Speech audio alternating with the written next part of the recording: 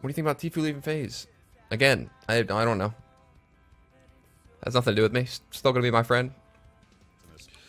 Esports Pro sues gaming organization FaZe Clan over oppressive contract. One of those top professional esports players is suing his gaming organization for allegedly straining his business opportunities and taking up to 80% of his earnings. In a complaint that argues esports players' representatives should be regulated like agents of film and TV stars.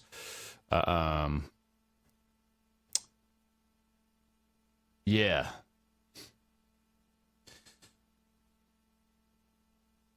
So here you go. Meanwhile, Tennessee is missing out on those opportunities because of FaZe Clan's unlawful activity in connection with a deal he signed in April of 2018, and he only gets to keep 20% of the revenue from any branded videos that are published on Twitch, YouTube, or social media, and half his revenue from touring and appearances. I would bet that this is probably like this is not 100% accurate. With my experience in the esports industry and being part of a parent company, this is probably Hollywood Reporter sounding, exaggerating a little bit, like the branded videos that are published on Twitch. I don't even know what that is. So that immediately is what makes me go, eh. That being said, if he's only keeping 20% of the revenue from his YouTube, that's probably because FaZe is part of, has like an MCN. So that was in the contract, I would bet.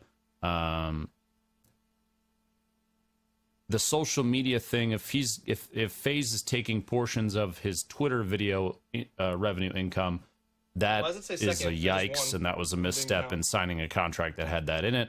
Half of his revenue from touring and appearances. I've never heard of anything like that in an esports contract before, which again would make it a big yikes. This is so. He's not getting, I would say, here you go. The gamer agreement is grossly oppressive, onerous and one-sided. FaZe Clan uses legal gamer contracts to limit tenure to deals sourced exclusively by FaZe Clan. Limit tenure from exploring deals presented by others. This is all in the contract. You think he was taken advantage of? Yeah, but he signed the contract. Deals are potentially superior to deals procured by FaZe Clan. Yeah. Yes. Deals are not that are not saddled with an 80% finder's fee. Yeah, I mean, that's a yikes. Like, you signed it. Every esports contract.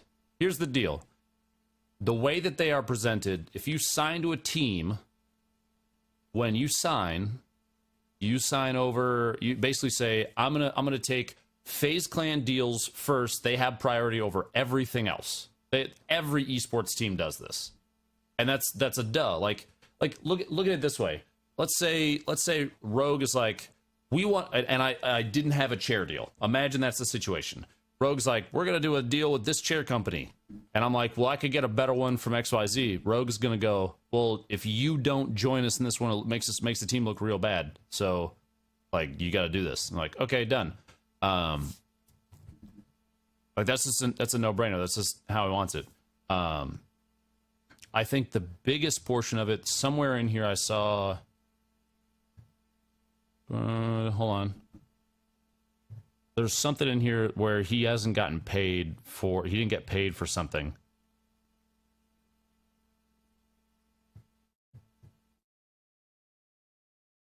This is yikes. Tenny's petition to the labor commissioner also claims FaZe Clan signed an 11-year-old.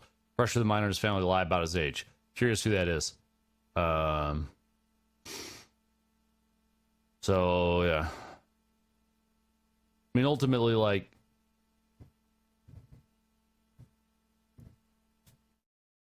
Was the highest guy? Is he 11? Yeah, that's a yikes. That's illegal. If that's the truth.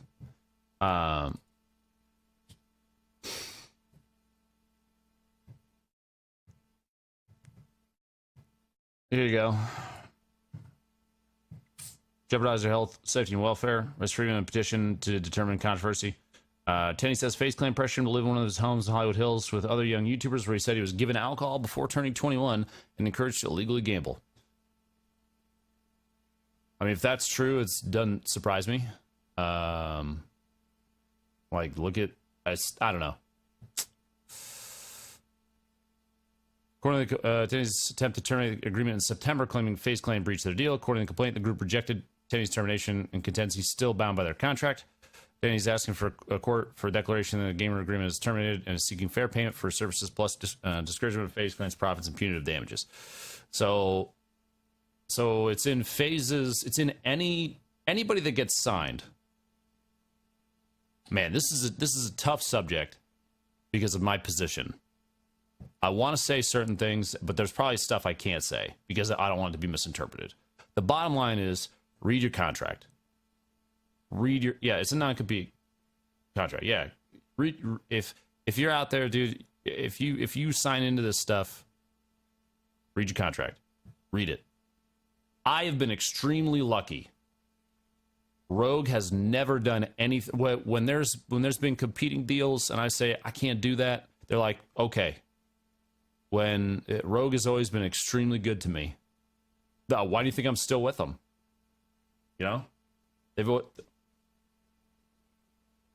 Ta-da! But y'all gotta read the contract, dude. You gotta read it. Gotta read it. How long is Rogue now?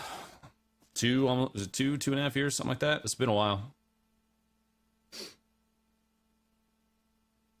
There's stuff in there. They're always gonna. Oh, you just got more money. The idea is by joining an org, you get a potential popularity boost. You go to TSM, it's TSM, dude. TSM's gonna be like, check out a new TSM player, and then you're gonna be like, boom, TSM. But they also get a portion of they need to profit off of you. Like, that's a no-brainer. It's a business.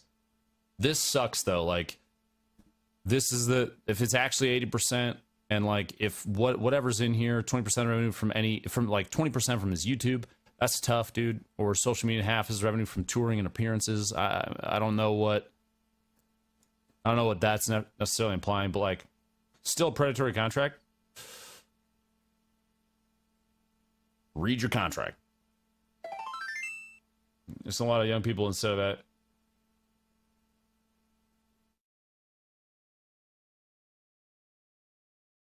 It's just tough, dude.